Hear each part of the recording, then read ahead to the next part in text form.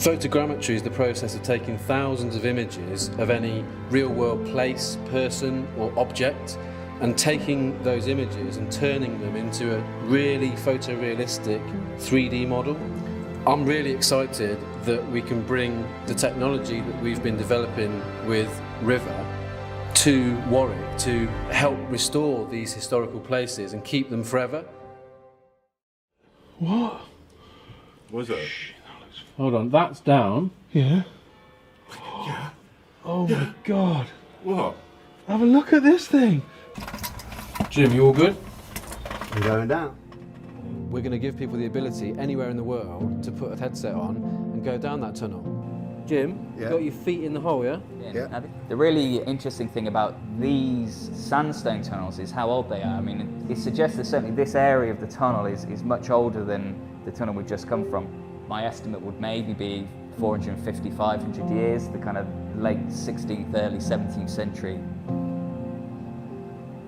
It seems to be getting smaller at the end and then climbing up, and of course it would suggest that maybe that's going up to a building that was above, but potentially still is above.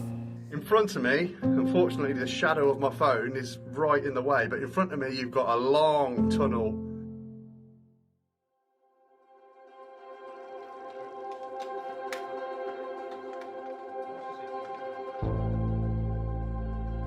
Who's going down first then?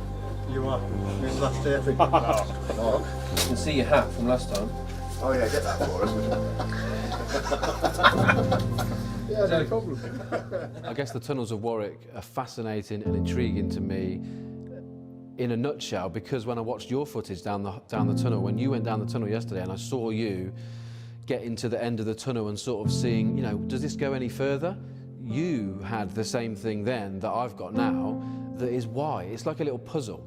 It's like a puzzle with bricks in and rocks in and a well, and I always call them pub talkers. There's a lot of people in Warwick like talk about tunnels and never really want to investigate. They prefer to have the myth.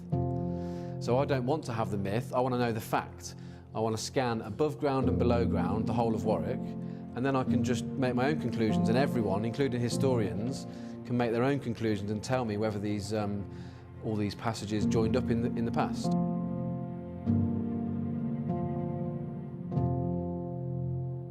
It's amazing to kind of virtually stand in there and imagine that 600 years ago, you know, people like us were in there chipping away to create this network.